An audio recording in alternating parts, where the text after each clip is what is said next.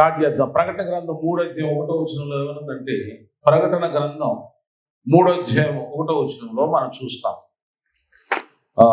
స్తోత్రం. ప్రకటన గ్రంథం 3:1 ఏముందంటే, సార్దీసులో ఉన్న సంఘాన్ని గురించి రాస్తూ 1 మరి ఎన్ని చదివితే నాకు సమయం సరిపోదు కనుక అక్కడ ఏమనుందంటే, జీవించుచున్నావనే పేరు మాత్రము నీకున్నది. ఇది ప్రసంగం వర్తమానం వినండి. ప్రకటన గ్రంథం 3:1 అక్కడ ఏమన్నదంటే, ఆ మొత్తం అంత టైంలో జీవించుచున్నావన్న పేరు మాత్రము నీకున్నది, కానీ మృతుడవే అంటే అర్థం ఏంటంటే, క్రైస్తవుడు అనే పేరు ఉంది కానీ క్రైస్తవుడుగా బ్రతకట్లేదు. చూడండి, కొంతమంది ఉదాహరణ కింద చెప్పాను కదా నేను, పిల్లలు ఉన్నారు కానీ తల్లిదండ్రులు ఎక్కడ ఉన్నారు? ఇప్పుడు ఓల్డ్ ఏజ్ హోమ్ ఉన్నారు. అప్పుడు వాళ్ళని అడిగితే ఏమని చెప్తారు? పిల్లలు ఉన్నారు కానీ ఉంటే ఏమి, ఉన్నా చెప్పండి, ఉన్నా లేనట్లే. కొంతమంది చెప్తారు పెళ్ళి అయింది, పేరుకి అయింది, అయితే చెప్పుకొస్తారు ఇస్తారు. ఉద్యోగం మీ ఆయన సంపాదిస్తున్నాడా? సంపాదిస్తున్నాడు. జీతం ఎంత? 1,00,000. మరి మీకేమన్నా ఇబ్బందులు ఉన్నాయో? ఎందుకు? జీతం వస్తుందిగా, ఏం ఉపయోగం? అన్ని దుర్వ్యసనాలకి వెళ్ళిపోతాయి. జీతం చేసి ఉద్యోగం చేసి ఏం ప్రయోజనం అని బాధపడి లేరా? అలాగే నేటి దినాల్లో ఈ సార్దీ సంఘం గురించి వచ్చిన మనం బైబిల్లో చూస్తే ఏమిటి, ఎందుకు ఇట్లా రాయబడిందంటే, మనం క్రైస్తవులమే కానీ సేవకులే కానీ ఆ విశ్వాసగా జీవిస్తున్నావా అని క్రైస్తవుడు ఏంటి? బైబిల్ చెబుతుంది. 2 అపోస్తలుల కార్యములు మనం చూస్తే 8 లక్షణాలు ఉండాలా క్రైస్తవుల్లో. 8 లక్షణాలు ఉండాలి. అవి: 1, మైండ్ మార్చుకోవాలి, మనసు మార్చుకోవాలి, మారు మనసు. 2వదిగా పరిశుద్ధాత్మ అనుభవం, బాప్తిసం. ఇంకా మూర్ఖులకు ఈ తరువారికి వేరైపోయి రక్షణ పొందుతాం. ఇంకా మనం చూసుకుంటే కిందకి వెళ్ళిపోతే అపోస్తుల బోధ, రొట్టె విరుచుట, సహవాసము, ఎడతగిన ప్రార్థన జీవితం. ఈ 8 లక్షణాలు ఉంటేనే క్రైస్తవుడు రక్షణ పొందినట్టు. మీరు 2:37 చదవండి. 8 లక్షణాలు ఉంటాయి. చాలా మంది ఏమనుకుంటే, బాప్తిసం పొందగా నేను రక్షణ పొందేశాను అనుకుంటారు.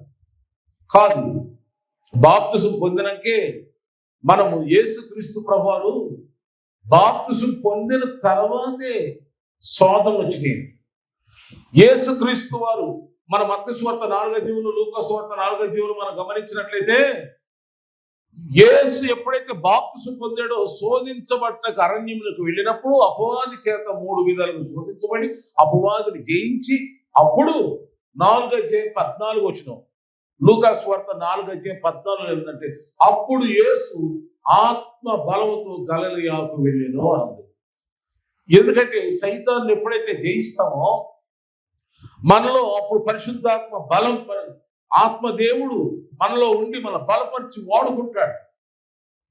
కనుక బాప్తిసం, మారుమనసు, ప్రార్థన జీవితం, రొట్టె, సంఘ సావాసం ఇవన్నీ కూడా క్రమాలు పాటించాలి.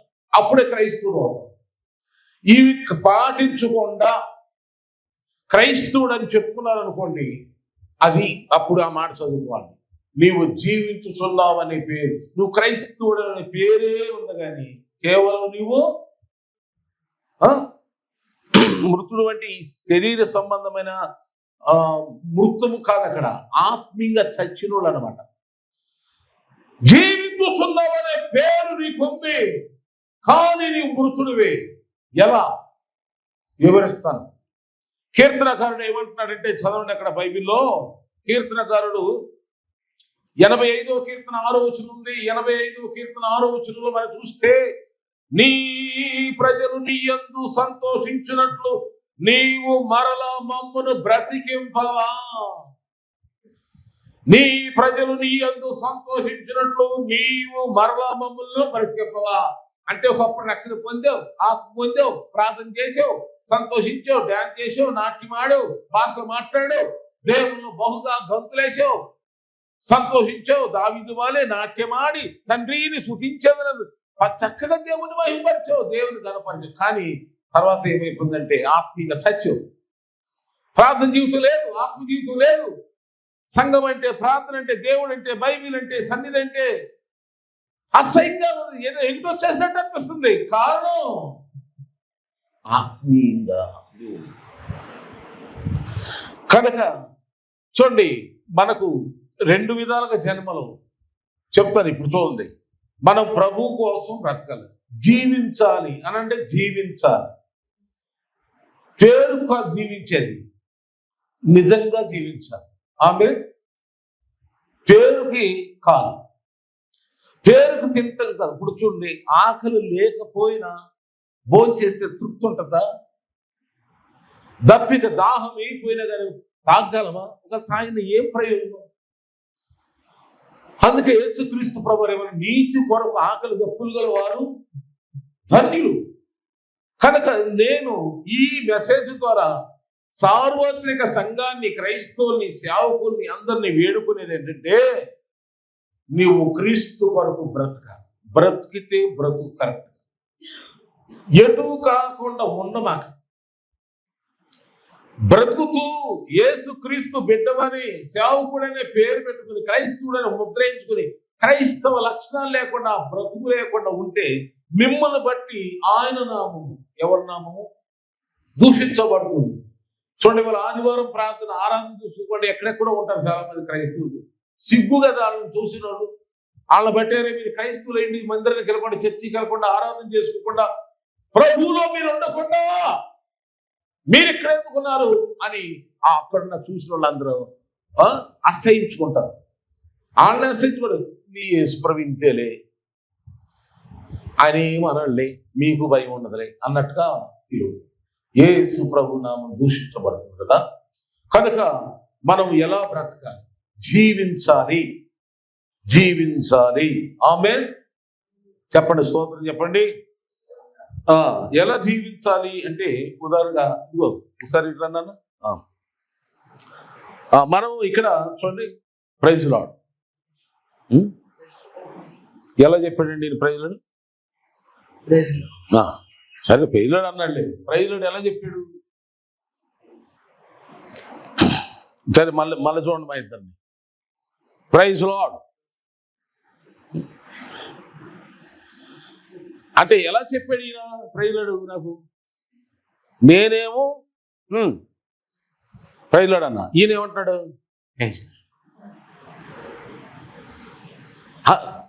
ఉదాహరణ చెప్పాను, నువ్వు బాగా చెప్తావు.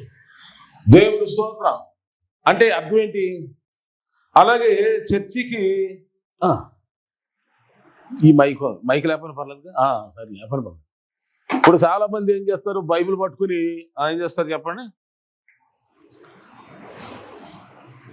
ఇటు వెళ్తారు. ఎట్లా వెళ్ళాలా వద్దా అంటే, చర్చికి వచ్చేటప్పుడేమో తాంబీలు నడక.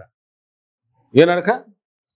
తాంబీలు నత్త చిన్నగా నెమ్మ. అదే చర్చి అయిపోయినాక కరుగో. అంటే ఏంటి, వెళ్తున్నావు అనే పేరు ఉంది కానీ ఎలా వెళ్తున్నావు? చర్చికి ఎలా వెళ్తున్నావు? చెప్పండి, ఎలా వెళ్తున్నారు? సరే, పాట పాడమంటే ఎలా పాడతారు? పాట చప్పలు కొట్టండి ఒకసారి.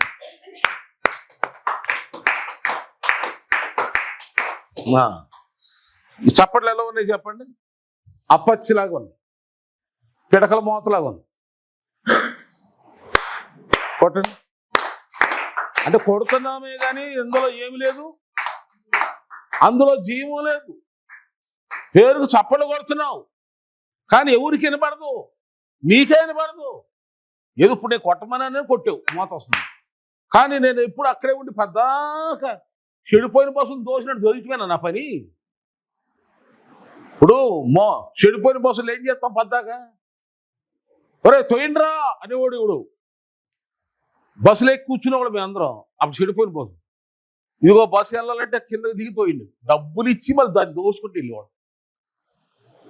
ఈ క్రైస్తవ లోకం ఎలా ఉందంటే ఎప్పుడు తొయ్యాలి, ఎప్పుడు కూడా కొట్టండో పాడండో, చెప్పండి, రండి రండి తినండి కూర్చోండి వినండి. ఎవరు చెప్పాలి ఇవి? మనలో మనకు తెలియదు, ఆకలి లేదా? ఇప్పుడు ఆకలి ఉన్నవాడికి తిను అని అనాలా? చూడగానే మింగేస్తాడు. తప్పికున్నవాడు చెప్పాలా తాగు అని పోస్తామా? ఎత్తేస్తాడు లోటాలట. అలాగే క్రైస్తవుడు ఎలా ఉన్నాడంటే పేరుకు జీవిస్తున్నాడనే పేరుంది కానీ, క్రైస్తవుడు అనే పేరుంది కానీ ఏమి లేదు, అది జీవం లేదు, జీవం అనేది లేదు. చూడ కొంతమంది మాట్లాడుతూ ఉంటారు, ఏదో మాట్లాడతారు తప్ప ఆ మాటల్లో ఏ విధమైన చెప్పండి అస్సలు సారం ఉండదు. కొంతమంది ఆ వంటల్లో రుచి ఉండదు. అలాగే దేవుని క్రైస్తవుడిగా బిడ్డగా నువ్వు జీవిస్తున్నావు కానీ పేరుంది కానీ ఏమి లేదు, అందులో శక్తి లేదు. ప్రార్థనకు వస్తాం, ప్రార్థన చేయటకు వస్తామా లేకపోతే నిద్రవటక? ప్రార్థన చేయాలి కదా, ప్రార్థన అనేది కావాలి కదా. ప్రార్థన అంటే ఏమిటి చెప్పండి అసలు ముందు? ప్రార్థన అంటే ఏమిటి? దేవునితో మాట్లాడతాం అనండి, దేవునితో మాట్లాడతాం ప్రార్థన చేసేటప్పుడు. బైబిల్ చదివేటప్పుడేమో దేవుడు నీతో మాట్లాడతాడు. ఇప్పుడు దేవుడు నీతో మాట్లాడతాడు. ప్రార్థన చేసేటప్పుడు మనం దేవునితో మరి ప్రార్థన చేయడానికి ఎందుకు వెనకడుతున్నాం? అంటే క్రైస్తవుడు ఏనా అసలు నువ్వు? నీలో దేవుని జీవం ఉందా? గొలియాతు మీదకు వస్తుంటే ఇశ్రాయేలు అందరూ చూస్తుండగా, ఫిలిస్తీన్లు అందరూ చూస్తుండగా గొలియాతు మీదకు వస్తున్నాడు. ఎవరు దావీదుని యుద్ధానికి నువ్వు వెళ్ళాలనలా, ఎవరు చెప్పలా, నువ్వేరా బాబు మాకు దిక్కు ఈ టైంలో, ఎట్లాగా అడుగులో నువ్వు సింహాన్ని చంపావు, ఆ ఎలుగుబడిని చంపావు, నువ్వు ఇప్పుడు వెళ్ళాలా అని ఎవరు ఆయనకేం చెప్పలా. తనలోనే ఏమంటారు, రోషం బయటకు వచ్చింది. అలాగే క్రైస్తవుడు కూడా ఎలా ఉండాలి? ఎవరో చెప్తే కాదు, నువ్వు పాడాలి, నువ్వు ప్రార్థన చేయాలి, నువ్వు మందిరానికి రావాలి, నువ్వు దేవునికి ఇవ్వాలి, అది జీవం. అంతే తప్ప ఏమిటి సచ్చిన క్రైస్తత్వం? ఎవరో చెప్తేనేనా? పాడమంటేనేనా? రమ్మంటేనేనా? ప్రార్థన చేయమంటే రోషం రావట్లేదు మీకు? ప్రభుతో మాట్లాడితే ఎందుకు మీకు? బతికున్న క్రైస్తవులవా సచ్చిన క్రైస్తవులవా? చెప్పండి మన బాధ, ప్రశ్నించుకోండి. అందుకని నీవు జీవించుచున్నావన్న పేరు నీకు ఉంది కానీ, కూర్చోండి మీరు, క్రైస్తవుడు అనే పేరు నీకు ఉంది కానీ ఏం లేదు నీలో. ప్రార్థన అంటే నాకు భలే భయం వేసిపోతుంది. ఆ టైంలో ఎవరు చచ్చిపోయారా అనిపిస్తుంది నాకైతే. సైలెంట్. ఇప్పుడు ఎవరన్నా ఎక్కడన్నా మరణ వార్త తిన్నాం అనుకోండి, దాని గురించి వినగానే ఆ సభ అంతా ఏమంటారు? ఇప్పుడే మనకు మరణ వార్త అందింది, అతని గురించి కాసేపు మనం ఏం చేద్దాం, మౌనము పాటించుదుము గాక. ఇప్పుడు కూడా ఇక్కడ ఎట్లాంటి ప్రేరేపించబడిన వారు ప్రార్థన చేయండి అనగానే నాకు అది గుర్తొస్తుంది, మౌనం వహించుదుము గాక. అంతే. ఎప్పుడు ప్రార్థన ఏమంటే, చప్పట్లు కొట్టమంటే, పాటలు పాడమంటే, ఆనందం. మరి ఇదేమిటి? జీవము గల క్రైస్తవేనా? జీవించుచున్నావా? జీవించే క్రైస్తవుల లక్షణాలేనివి. జీవించే క్రైస్తవుడు అలా ఉండలేడు. రగిలుతూ ఉంటాడు, మంటతో ఉంటాడు, దేవుని కొరకు రోషంగా ఉంటాడు. ఎప్పుడు అవకాశం వస్తుందా పాడే అవకాశం, ప్రార్థించే అవకాశం ఎప్పుడు వస్తుందా, మందిరానికి ఎప్పుడు వెళ్ళాలా, ఎప్పుడు నాకు ఆ ఛాన్స్ వస్తుంది ఎదురు చూస్తాడో క్రీస్తులో జీవించేవాడు. మరి ఆ లక్షణాలు లేనప్పుడు ఏం చదువు? అందుకని ప్రియులారా, మనము బైబిల్ ఏం చెప్తుందంటే మనం జీవించాలి. జీవించాలి చెప్పండి, జీవించాలనండి. నేను జీవిస్తానని చెప్పండి పోనీ ఇప్పుడైనా. నేను జీవిస్తా, నేను జీవించే క్రైస్తవుడుగా ఉంటా, పేరుకు క్రైస్తవుడుగా ఉండను, అటువంటి అసహ్యమైన క్రైస్తవ బతుకు నాకు అక్కర్లేదు అని ఇప్పుడు అసహించుకోండి. నేను యేసు కొరకు బ్రతుకుతా, క్రీస్తు కొరకు రోషంగా ఉంటా, పౌరుషంగా ఉంటా, ఆయనతో మాట్లాడతా, పాటలు పడతా కదా, యేసుతో నడిచేదా, యేసుతో గడిపేదా, పరమును చేరగా, చెప్పండి, నే వెళ్ళేదా ఆలోకు వలె సాగేదా,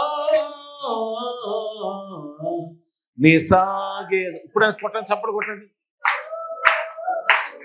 నా జీవిత కాలమంతా నీ సాగేదా. ఆమేన్. పాడుకుంటూ వెళ్ళిపోతే చాలా పాటలు వస్తాయి ఇక్కడ, ఇక ఆపలేము. ఇక నాలుగు మిమ్మల్ని సాయంత్రం కూర్చోబెట్టేసేస్తారు. ఇక నాకు మండిపోతుంది మంట.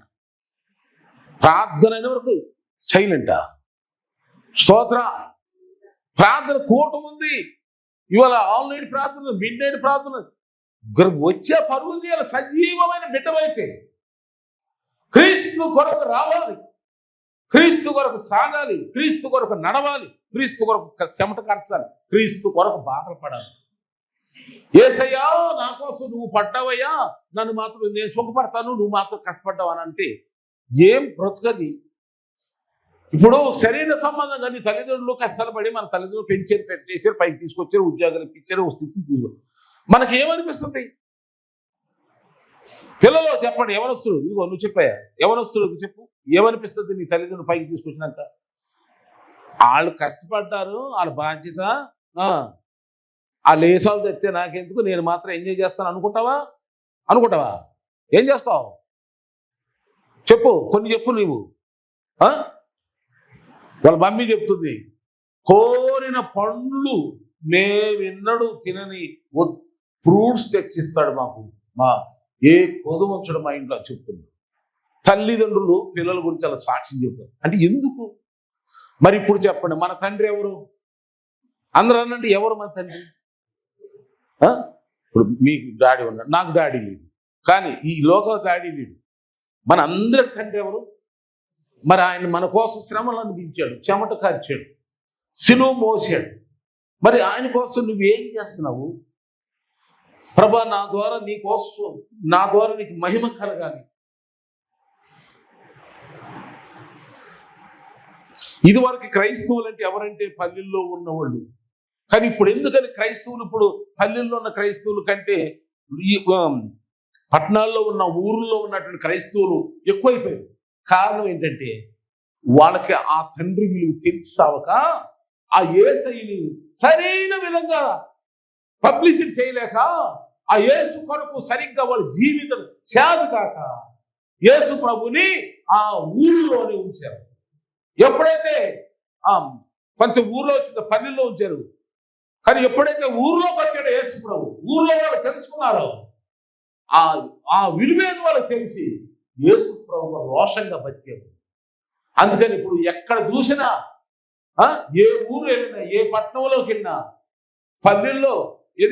పల్లెల్లో ఉన్న ప్రజల కంటే కూడా ఊర్లో ఉన్న జనులే వందల వేల కొలది యేసు ప్రభుని మహిమపరుస్తున్నారు. కారణం అందులో అర్థమవుతుందా? పల్లె ఊరంటే మీకు విలువ తెలిసిన వాళ్ళు ఊరుకోరు.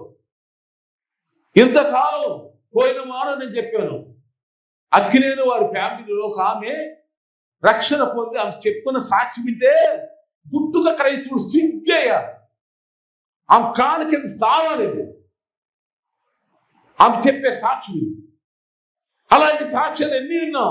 ఎందుకు? వీళ్ళకి బ్రతికితే క్రీస్తు కొరకు బ్రతకాలి. ఆ పౌరుషం కలిగిన వాళ్ళు ఎవరుంటే వాళ్ళ కోసం యేసయ్య చెప్తున్నాడు. అందుకని అపోస్తలుడు పౌలు ఏమంటాడు? బ్రతుకుతా చెప్పు, బ్రతికితే మాట్లాడు, పూర్చైన మాట పూర్చేయండి. బ్రతికితే క్రీస్తు కొరకే, చావు అయితే అన్నాడు వెంటనే. బ్రతికితే క్రీస్తు, లేకపోతే షడ్రకు మేషకు అబేద్నెగోలు ఏమన్నారు? బ్రతికితే ప్రభువే, లేతే పోని అగ్నిగుండమే. సింహం బోలుగానే అప్పగించుకున్నారు. ఇది పౌరుషం కలిగిన క్రైస్తవులు, బ్రతికిన క్రైస్తవులు జీవితాలు. ఇదేంటి పేరు? భక్తి ఉండదు, భయం ఉండదు, ప్రార్థన ఉండదు, సన్నిధి ఉండదు, ఉపాధి. ఎందుకు పరికిమాలినటువంటి క్రైస్తవుల మూలంగా దేవుని నా దూషించబడతారు, వేదన కలుగుతుంది నాకు. అందుకని నువ్వు జీవించుతున్నావనే పేరు నీకున్నది, కానీ కేవలం మృతుడివే, సచ్చిన క్రైస్తవులారా. యేసయ్యని ఆ రోజున ఆ తెలియని మూర్ఖులు, ఆ ద్రోహులు, దుష్టులు చంపేశారు. ఇప్పుడైతే ఇలా సచ్చిన క్రైస్తవుల సేవ ద్వారా ప్రతిరోజు యేసయ్య బాధపడుతున్నాడు. మళ్ళా సిరివేస్తున్నారు, ఇన్ని మళ్ళా గాయపరుస్తున్నారు యేసుప్రభుని. అందుకని బైబిల్ చెప్పు, ఇలాంటి వాళ్ళు అంటే అసలు ఆ మార్గంలో రాకుండా ఉండటమే మంచిదంట. ఇలాంటి వాళ్ళు యేసుని నమ్ముకోకూడదు, ఇలాంటి వాళ్ళు బైబిల్ చదవకూడదు, బైబిల్ పట్టుకోకూడదు. ఎందుకంటే అలాంటి వాళ్ళ ద్వారా దేవుని నామం దూషించబడుతుంది. అందుకని నేను ఒక తీర్మానం చేసుకున్నా, ఎవరైతే నాలాగా అలాంటి తృష్ణ వాంచాడు ఉంటారు, వాళ్ళే నా బిడ్డలు, వాళ్ళే నా సంఘం, వాళ్ళే నా స్నేహితులు, వాళ్ళే నా కుటుంబం అని పెట్టేశాడు. ఈ మంట లేనివాడు ఎవడైనా సరే, నా కొడుకైనా సరే, పోరా తోసేస్తాను. నా అగ్ని మంట అనిపిస్తుంది, దేవుని ప్రేరణ. చాలాసార్లు నాకు ప్రేమ కలుగుతుంది, కానీ నేను పబ్లిసిటీగా చెప్తున్నా. ఇవి ఆత్మ మంట, యేసు కొరకు జీవించాలి, రోషం, బ్రతికితే ప్రభువే ఆయన కొరకు ఏదైనా కార్యం చేయాలి, ఆయన మహిమపరచాలి, ఆయన ఘనపరచాలి. ఎలాగా? కొన్ని మాటలు మీకు చూపిస్తా, త్వరగా చూపిస్తా. 2-3 మాటలు మీకు చూపిస్తా, 2-3 మాటలు. నెంబర్ 1, మొట్టమొదటిగా మనము క్రీస్తు కొరకు జీవించటం అంటే ఎట్లాగంటే, యోహాను సువార్త 3వ అధ్యాయంలో నికోదేము అనేటువంటి ఒక వ్యక్తి యేసు ప్రభు దగ్గరికి వస్తాడు. అంటే ఆయన ఒక పెద్ద అధికారి. యేసు ప్రభు దగ్గరికి వచ్చి, అయ్యా, ఆ పరలోకానికి, మోక్షానికి, ఆ నిత్య జీవానికి వెళ్ళాలంటే, అసలు నీ క్రైస్తవుడిగా మారాలంటే, దేవుని బిడ్డగా జీవించాలి, ఏం చేయాలయ్యా అని అడుగుతున్నాడు. అతను ఒక మతాధికారి, పాత నిబంధన అంతా ఆయనకు తెలుసు, ధర్మశాస్త్రం అంతా తెలుసున్నాడు, శాస్త్రం ఎరిగిన వాడు. అప్పుడు యేసుప్రభువు ఏమన్నాడంటే, ఒకడు కొత్తగా జన్మించకపోతే పరలోక రాజ్యంలో, అప్పుడు ఆయనకు అర్థం కాక ఆయన ఏమన్నాడంటే, ఇదేంటి ఇంత పెద్దోడిని మళ్ళా నేను తల్లి గర్భంలోకి ఎలా వెళ్ళగలను అన్నాడు. అప్పుడు యేసుప్రభువు ఏమన్నాడు? 3:5 యోహాను సువార్త 3:5 చదవండి. పెద్ద బైబిల్ చదువు, బర్ని పెద్ద బైబిల్ ఉంది దగ్గర. 3:5 ఏముంది? ఒకడు నీటి మూలముగాను ఒకడు ఆత్మ మూలంగా జన్మించితేనే పరలోక రాజ్యంలోనికి, అంటే బాప్తిసం పొందాలి, ఆత్మతో నడిపించబడాలి. అది బాప్తిసం పొందాలి. బాప్తిసం పొందడానికి ఏ ఆత్మను అనుసరించాలి? పరిశుద్ధాత్మ దేవుణ్ణి అనుసరించాలి. పరిశుద్ధాత్మ దేవుని బట్టి నడుచుకోవాలి. అంతకుముందు మనం మన ఇష్టం నడిచాం, వద్దు. ఇప్పుడు బాగా రక్షణ పొందాం. క్రీస్తు యేసులోనికి బాప్తిసం పొందిన మీరందరూ క్రీస్తునే, ఇక ఈ క్రీస్తులోనే ఉన్నారు. ఇక క్రీస్తే, లేచిన క్రీస్తే, పడుకున్న క్రీస్తే, మాట్లాడిన క్రీస్తే, ఆయనకి ఇష్టముగానే నడు. అది కొత్తగా దేవుని కొరకు జీవించుట. ఫస్ట్ మొదటగా యేసు ప్రభు కొరకు జీవించడం అంటే ఎలాగంటే, మొదటగా బాప్తిసం పొందాం, నమ్మి బాప్తిసం పొందిన వారు రక్షించబడి, నమ్మని వారిని శిక్ష విధించబడని ఆ వాగ్దానం నమ్మి దేవుని నీతి నెరవేర్చాం. యేసే నా దేవుడు, ఆయన తప్ప మరొక దైవం లేరు అని బహిరంగ ఒప్పుకొని, తండ్రి, కుమార, పరిశుద్ధాత్మ త్రియేక దేవుని నామములో నీవు బాప్తిసం పొందావు. బ్రతికితే ఆయన కొరకే బ్రతుకుతాను, లేకపోతే చనిపోతానని తీర్మానించుకుని ప్రమాణాలు చేసి యేసు క్రీస్తుని ముంచడ బాప్తిసం ద్వారా ఒప్పుకొని ఆయనలో జన్మించు. ఆమె ఇది ప్రభు కొరకు మొదటి ఇష్టం, బ్రతకటం. ఆమె మీరందరూ బాప్తిసం పొందారా? ఒకసారి చేయి చూపిస్తారు కదా, ఉత్సాహంగా చూపించండి. ఇట్లా చూపిస్తాను ఏంటో, చేయి అతను కొంచెం నిలబెట్టాడు కదా. అబ్బో, నువ్వు ఎత్తలా? ఓహో, పొందలేదు కదా నువ్వు. మధ్య వందనాలు, స్తోత్రం. తొందరగా ఎత్తలు చెయ్య, నువ్వు యేసు రక్తమే చేయి. స్తోత్రం. ఓకే, అది హల్లెలూయా. ఉత్సాహంగా ఉండాలి. మీరు సంతోషంగా ఉండాలి. బాప్తిసం పొంది ప్రభువు కొరకు అది ఫస్ట్ జీవితం. ఆమేన్, ఆమేన్ చెప్పండి, ఆమేన్ అనండి. ఇంతకుముందు మన ఇష్టం, కానీ బాప్తిసం పొందాం. ఇప్పుడు ఎవరి కోసం బతకలేక యేసుతోనే నడవాలి, యేసు ప్రభులోనే ఉండాలి. ఇప్పుడు కొత్తగా జన్మించినటువంటి పిల్లలకి, పసిపిల్లలకి ఏం ఇష్టపడతారు? పిల్లలకి, పసిపిల్లలకి ఏం కావాలి?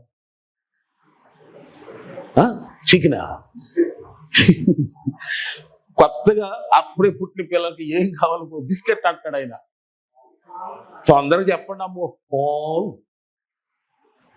పాలు అనండి, పాలు. డౌటా? నీకు తెలియదుగా చిన్నప్పుడు ఎన్నిసార్లు మీ అమ్మని నేర్పించావు పాలు కానీ. ఆమె నేనైతే మస్తు నేర్పించి ఉన్నట్ట, నాకు మా అమ్మ చెప్పింది. స్తోత్ర, హల్లెలూయా. కనుక ఇక్కడ గమనిస్తామండి, కొత్తగా పుట్టిన శిశువులకి ఏమి ఇష్టపడతారు? పాలు. మరి ఆ పాలు అంటే ఏ పాలు? ఇప్పుడు మనకు కావాలంటే పాలు. ఏమిటా పాలు? మొదటి పేతురు పత్రిక 3వ అధ్యాయంలో మీరు చూసుకుంటా వెళ్ళిపోతే అక్కడ ఏముందంటే, కొత్తగా పుట్టిన శిశువు పాలతో పెంచబడినట్లుగా వాక్యం అనే పాలతో మీరు ఏం చేయాలంట? పోషించబడండి. బాప్తిసం పొందేములే, ఒక బైబిల్ కొనుక్కున్నాంలే, తెల్ల బట్టలు వేసుకున్నాంలే, ముక్కు చెవులు తీసేసేములే, క్రైస్తవుడు అయిపోయిలే, ఓ బాప్తిసం సర్టిఫికేట్ వచ్చేసింది, చర్చి మెంబర్షిప్ అయిపోయిన క్రైస్తవుడు. అది కుదరదు బాబు.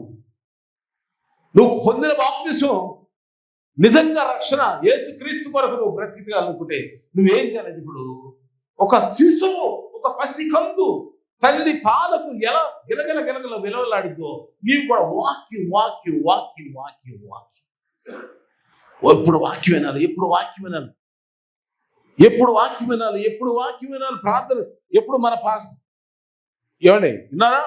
ఒక పసిపిల్ల తన తల్లి పాలు కాసిపడింది, మళ్ళీ ప్రతి తల్లి దగ్గరికి వెళ్ళి పాలు తాగదు, ఇస్తానన్నది ఏడుస్తుంది. హల్లెలూయా. ప్రతి సంఘంలో కనకూడదు. వాళ్ళు తల్లులే, వాళ్ళ విధానం వేరు, వాళ్ళ బోధన వేరు, వాళ్ళ ప్రార్థన వేరు, వాళ్ళ నడిపింపు వేరు, మన బోధ వేరు, మన ఐపీ సంఘ సావాసం వేరు.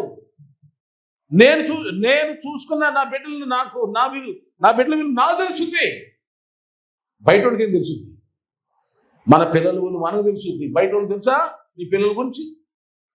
అలాగే నువ్వు రక్షణ పొందిన తర్వాత, బాప్తిసం పొందిన తర్వాత నీ జీవిస్తున్నావనే రుజువు ఏంటంటే, పాల కోసం ఏడుస్తావు. స్తోత్రం, నాతో మాట్లాడయ్యా, నన్ను దర్శించయ్యా, నాకేం అర్థం కావట్లేదయ్యా, కష్టాలు వచ్చినాయి, శ్రమలు వచ్చినాయి, లేక ఈ సంతోషం వచ్చింది, నన్ను ఏం చేయమంట ప్రభా అని తల్లి పాలు కోసం శిశువు ఏడ్చినట్టుగా వాక్యానుసారం నడవాలి, వాక్యానుసారం ప్రవర్తించాలి, వాక్యములోనే ఉండాలి.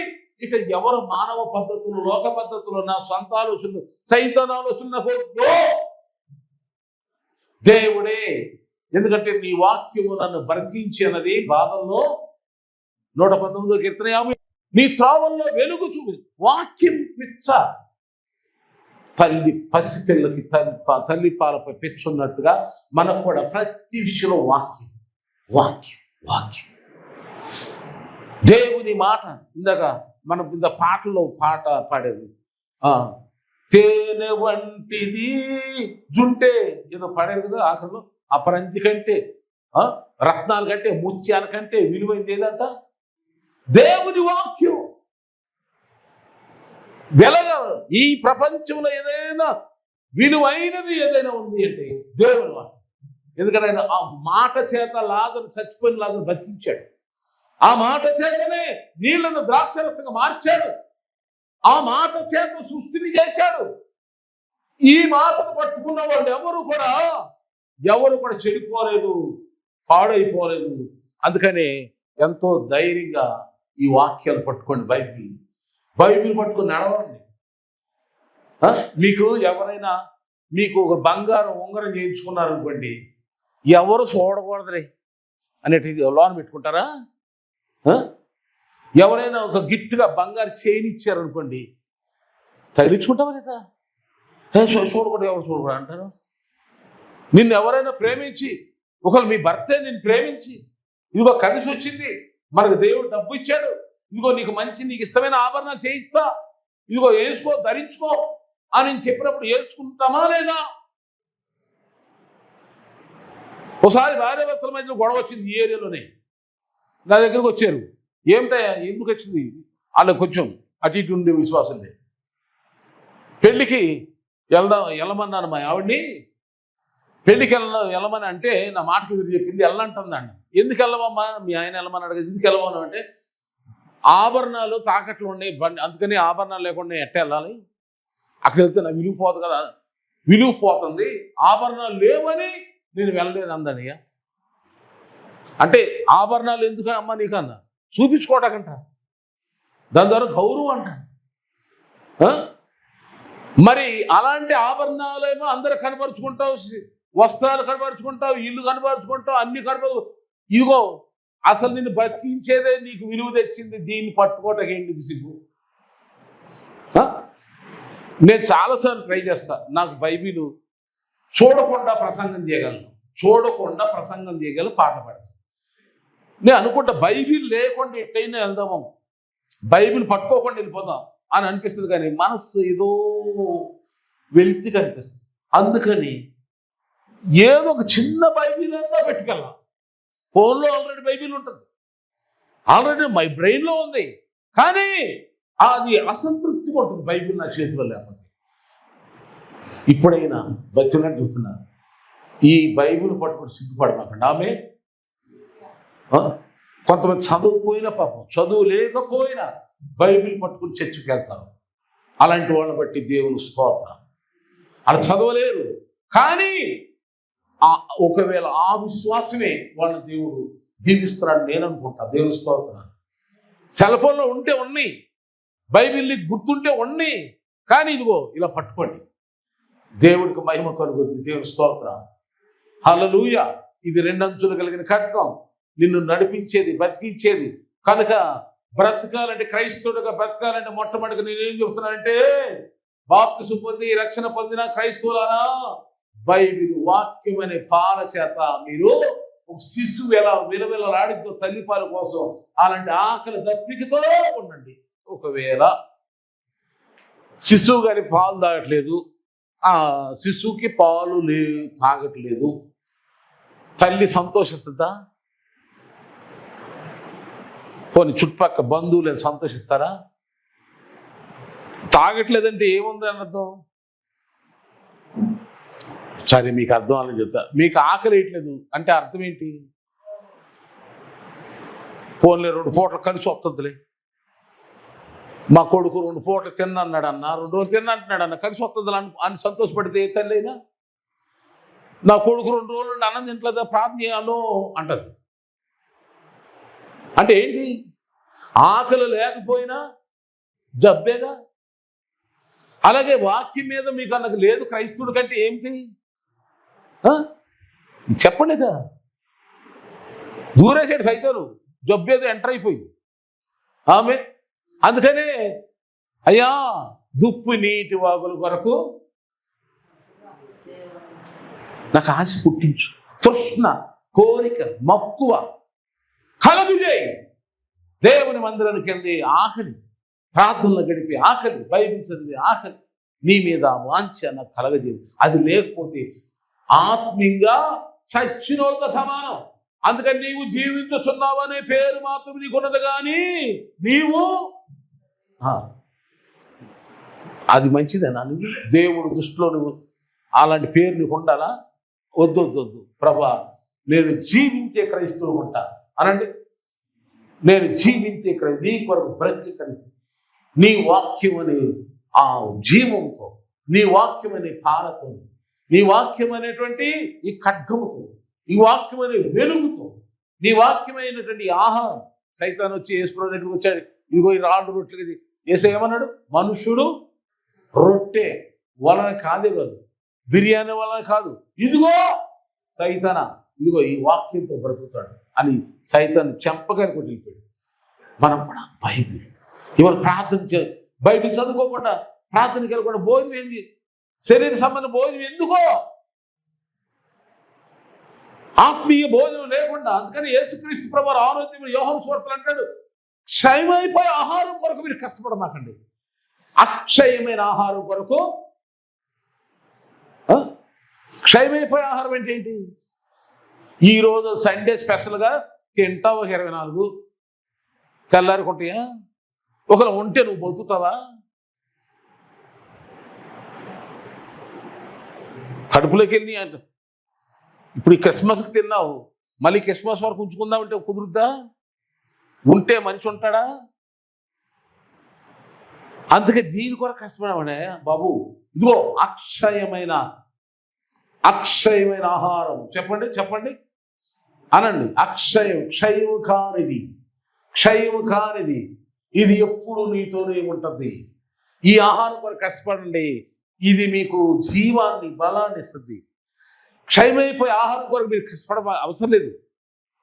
పని చేయకపోతే జబ్బులు వస్తే కనుక పని చేయండి, డ్యూటీలు చేయండి, అంతేనా? ఇప్పుడు మనము కొంతమంది అంటారు, మిమ్మల్ని అడుగుతారు, లేదు నన్ను అడిగాను, ఏమండే అయ్యగారు సామెలు పెట్టగారు, యేసుప్రభు గొప్ప దేవుడు కదండి బాబు, ఏ పొలం పనికి వెళ్ళకుండా, తోట పనికి వెళ్ళకుండా, ఉద్యోగానికి వెళ్ళకుండా, ఆఫీస్కి వెళ్ళకుండా, ఎక్కడ తిప్పలు పడకుండా ఆయనే పోషించవచ్చు, అరణ్యంలో మన్నాను కురిపించి పోషించాడు కదా అని అంటారు. మరి నేను అన్నప్పుడు, మరి ఉదయాన్నే ఎక్సర్సైజ్కి వెళ్తారు చాలామంది, జాగింగ్కి వెళ్తారు, జిమ్కి వెళ్తారు, ఎందుకు వాళ్ళని అడుగు అన్నాను. వాళ్ళు ఎందుకు వెళ్తారు? పని లేదు కాబట్టి, చెమట కారే పని లేదు కనుక ఏం చేస్తున్నారు. ఎందుకు చెమట కారాలయ్యా? చెమట కాకపోతే సస్తారు. అలాగే మనకు ఉద్యోగం, వ్యాపారం, పని ఏదో ఒకటి లేకపోతే ఏమైపోతాం? శరీరానికి శ్రమదానం లేకపోతే ఏమైపోతాం? అరే మాట్లాడరు. జబ్బులు అంటుకుంటే అందుకే ఫిట్నెస్ అనేది రావాలంటే పని కావాలి. అందుకే దేవుడిచ్చాడు. ఆ పని, ఆ ఉద్యోగమే, ఆ వ్యాపారంతో నేను పోషించబడతాను, సంపాదించ అనుకోమాక. అయ్యేపాటి దేవుడు ఆశ్రయించాలి నిన్ను. దేవుడి స్తోత్రం. చెప్పండి. అది 10 లక్షలైనా అదేవి కాదు, 10 లక్షలైనా అది కాదు. దేవుడు ఆశ్రయించాలి. అందుకని యాకోబు ఎంతో కష్టపడి సంపాదించిన తర్వాత ఏమన్నా ప్రార్థన చేశాడు ఆయన? అంత ఆస్తున్నా కానీ, దేవా నువ్వు నన్ను ఆశ్రయించోకు, నేను నిన్ను విడిచిపెట్టాను. ఇదేంటి? విస్తారమైన మందం ఉన్నాయి, సంపద ఉంది, బంగారం ఉంది, పశువులు ఉన్నాయి, ఇంత ఆస్తిపరుడు, ప్రభా నువ్వు నన్ను ఆశ్రయించు. దేవుని ఆశీర్వాదం వేరు కనుక చెప్పండి. ఇప్పుడు నేనేం చెప్పాను? ఉద్యోగాలు, వ్యాపారం, పని ఏదైనా దేనికోసం మనకి దేవుడు ఇచ్చాడు? బాడీ ఎక్సర్సైజ్ అనండి. ఎక్సర్సైజ్ అది లేకపోతే నీకేం కలుగుతుంది చెప్పండి, నాకైనా నీకైనా. గట్టిగానమ్మా, లేదా బైబిల్ చూద్దా. హల్లెలూయా, స్తోత్రం చెప్పు గట్టిగానండి. దేవుని స్తోత్ర. జబ్బులు వస్తాయి. హల్లెలూయా. చూడండి, మీరు ఈ ప్రార్థన మీటింగ్ అయిపోయిన తర్వాత మీరు నన్ను చెక్ చేయండి, నా బాడీ అంతా తడిసిపోయి ఉంటుంది. షూటింగ్ అయినాక అనేక ఛానల్ టీవీ షూటింగ్కి వెళ్ళినప్పుడు బయటకు వస్తే ఇదిగో ఇలాంటి 2-3 తడిసిపోతాయి బయట. ఒక్కొక్క ప్రసంగాన్ని కూడా తడిసిపోతాం. చెమట కారుస్తాం, కష్టపడతాం. పాస్టర్ గారు పని అంటే ఏదో పని పాట లేని పనో, లేకపోతే సుఖమైన పనో, లగ్జరీ వరకు అనుకోమాకండి. చాలా చెమట వస్తాం, మోకాళ్ళ మీద ఉంటాం, ఉపవాసాలు ఉంటాం. ఏదైనా ఎవరి గురించి బాగాలేదంటే పట్టుదల పట్టి ప్రార్థన చేస్తాం. ప్రభావాలకి ఏ ప్రాణహాని కలగనివ్వద్దు. ఒకలేదని శిక్షించడానికి అలా బుద్ధి రావడానికి దెబ్బ కొట్టు, కానీ ప్రాణం మాత్ర తీయొద్దు ప్రభా అని దేవుని దగ్గర వెళ్ళిపోతాం. అది నా బాధ్యత. హల్లెలూయా. నా పని నాకు ఉంది, సరేలా ఉంచండి. అయితే ప్రియులారా, నా మాటలు ముగించుకు ముందుగా మనం ఇక్కడ బ్రతికితే యేసయ్య కొరకు బ్రతకాలి. ప్రభువులో సంతోషంగా ఉండాలంటే, నీ బ్రతుకు లైఫ్ అంతా ఎంజాయ్గా ఉండాలంటే క్రీస్తు కొరకు బ్రతుకు. నువ్వు ఎలాగ క్రైస్తవువే, నువ్వు మళ్ళీ వెనక్కి వెళ్ళి ఏం చేయలేవు. ఒకవేళ యోధా ఇస్కర్ అయితే వెనక్కి వెళ్ళాడండి, ఏమైనా సంపాదించుకున్నాడా? పొందుకున్నాడేమన్నా?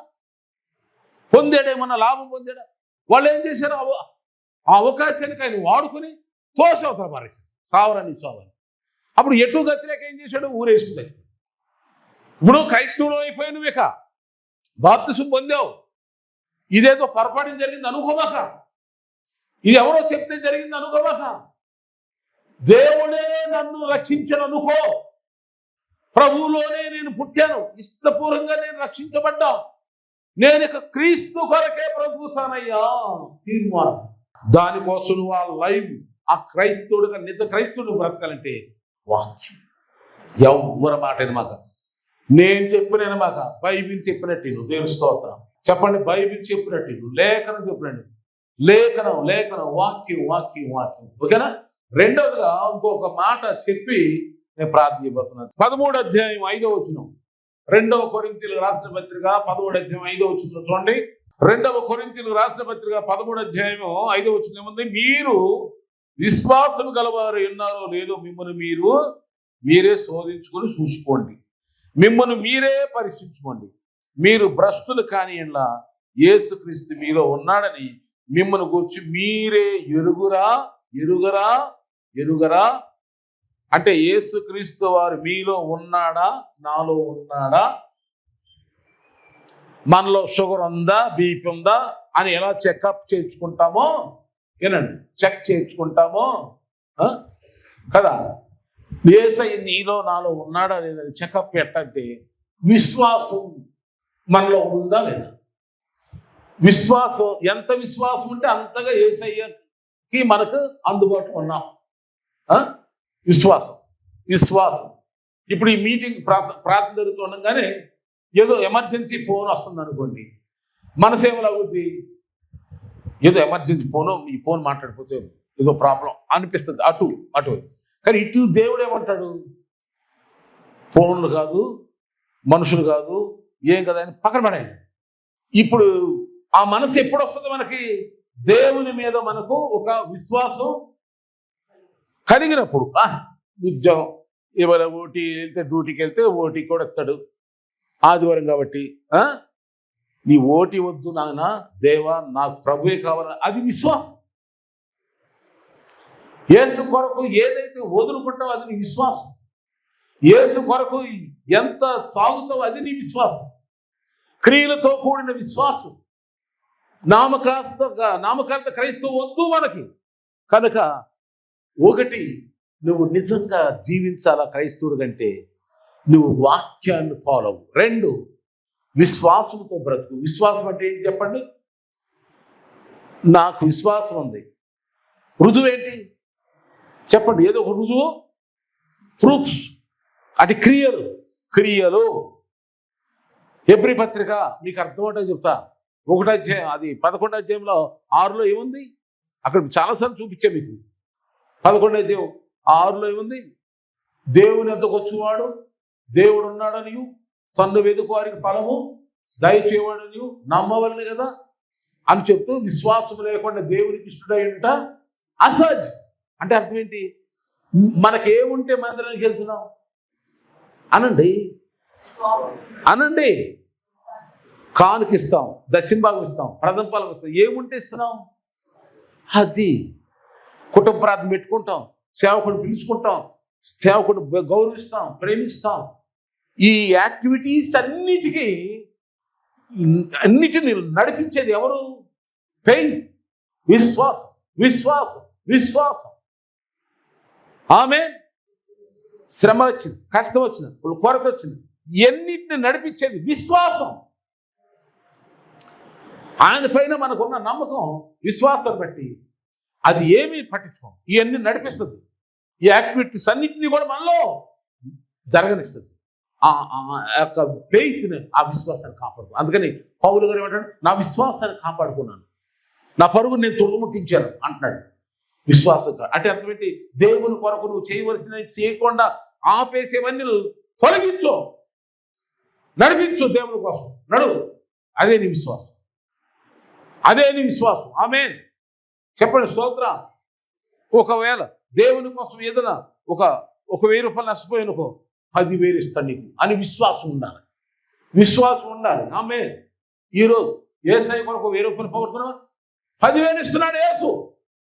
ఆమేన్ ఆమేన్ అంటే ఆమేన్. యేసు ప్రభు కొరకు ఎవరిని కొంతమంది వదిలేసేవా ఫ్రెండ్స్ని? వాళ్ళకంటే శ్రేష్టమైన స్నేహితులు దేవుడు మనకు ఇవ్వబోతున్నాడు. యేసు క్రీస్తు కొరకు ఒక చిన్న ఏదో జాబ్ వదిలేవా, దానికంటే విలువైన జాబ్ ఇస్తాడు. యేసు ప్రభు కొరకు ఎవరో ఒక చిన్న ప్రైవేట్ ఉద్యోగం పోగొట్టుకున్నాడు ఒక వ్యక్తి. ఏంటి ప్రభా ఇది ఏంటంటే గవర్నమెంట్ జాబ్ వచ్చింది, ప్రభుత్వ జాబు. దేవుడు ఈ జాబ్ ఇవ్వాలని ఆ జాబ్ నుండి ఓడ వెలిపించాడు. దేవుడు స్తోత్రం. దేవుని కోసం నువ్వు ఏది నష్టపోయినా అది నీకు 100 ఆశీర్వాదమే, 1000 కోట్ల ఆశీర్వాదాలే. అది ఫెయిత్, విశ్వాసం.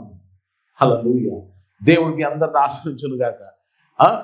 ఇప్పుడు చెప్పండి, జీవించుచున్నావన్న పేరు అది మనకు వద్దు మాట. నేను జీవిస్తా అనండి, నేను జీవిస్తా, క్రైస్తవుడిగా ఉంటా, దేవుని బిడ్డగా ఉంటా. Living I'm living Christian.